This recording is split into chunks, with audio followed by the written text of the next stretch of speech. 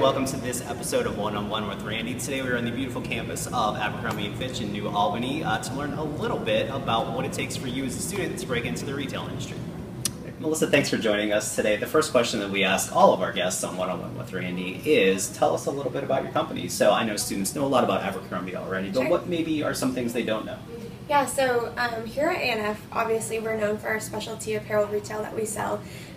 We are a $4.1 billion company and have operations all the way across the world, which is a new adventure for us about 5+ years ago. So we operate a portfolio of brands, most notably Abercrombie Fitch and Hollister.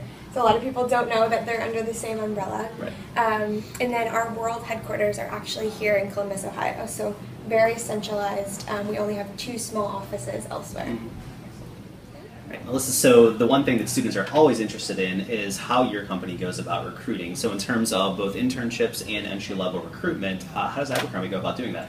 Yeah, so we have, we place a high value on meeting students through a different means, but most notably the career fair. That's a big event for us. We attend all career fairs at Ohio State, so we love to meet people there, and then we're able to navigate them through our recruiting process. We have leadership development programs, which are our full-time opportunities. We have 7 different programs, and then we have internships for juniors going into their senior year, 5 different programs there. We also post on FutureLink, and we ask students to apply on our website as well, and we can interview them from there. We always love the plugs for FutureLink. Outside of FutureLink, do you use any other websites like a monster.com, for instance, to recruit as well? We actually don't. We rely a lot on our on-campus internal systems, and then, as I mentioned, we ask students to apply on our website as well, so we have an internal application system that we match both of those up to. So in terms of your recruiting cycle, is there a particular time of year when you're most looking for students, or is it a sort of year-round operation? Yeah, I would say that for the most part, we are a year-round operation. We definitely focus our attention and efforts in the fall recruiting. We know that's when a lot of students are looking for jobs, but we also have a pretty hefty spring recruiting season as well, around that February, January period. Even though that seems like winter, we call it spring. Right. So we will recruit all the way through the end of March, and are happy to meet students anytime in between there. Right, Melissa, so we know when students are looking at different types of jobs or internships that they oftentimes have one idea of what a job or an industry might be like in their head, but oftentimes they're completely wrong. So what are some of those misunderstood notions that students may have about Abercrombie? Sure. Well, I think the first thing about the retail industry in general is that you actually don't have to have a ton of retail experience for us to consider you a strong candidate. More often than not, we get students that might have an interest in retail, or were piqued by something that they heard, but don't have any experience whatsoever before they come to work for us, and we're okay with that. A lot of the jobs that we have are really strategy-based and critical thinking-based, so as long as you possess those skills, you're going to be equally as successful as someone that has tons of retail experience. I think the other thing that a lot of people don't know about retail is that as I mentioned, there is this business component. The back-end operations of retail looks a lot different than the storefront. So when you come at A&F, you get immediate responsibility. So we're happy to say, a year into your job, you could be running a $30 million business. So certainly that's a little bit more complex than you might initially think from walking in one of our stores. Yeah, absolutely. So, Melissa, when it comes to networking, that's a very scary idea for a lot of students. They hate to network. They get very intimidated and nervous around the whole thought of networking. Is there something that a student could be actively doing right now to help really get on your radar to network, to get their resume in front of you? Yeah, definitely. Well, there's a couple of things. I think for us, as I mentioned before, we value that face-to-face communication.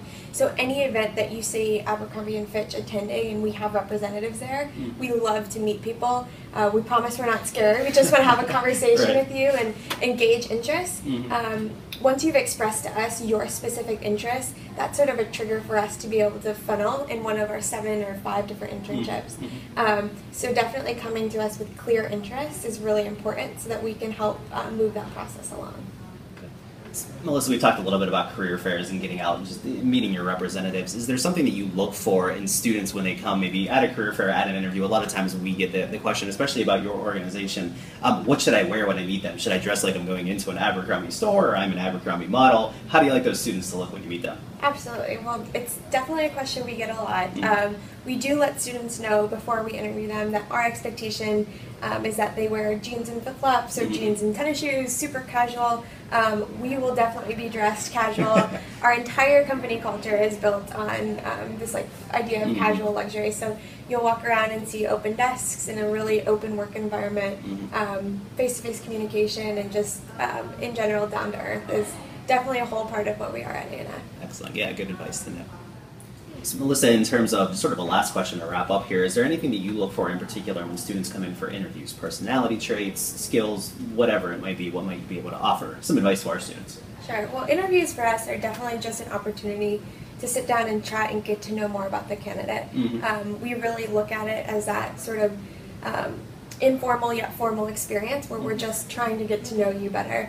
At the core, we hire nice, smart, optimistic people. So those candidates that come and portray those characteristics are definitely going to be on target with what we're looking for.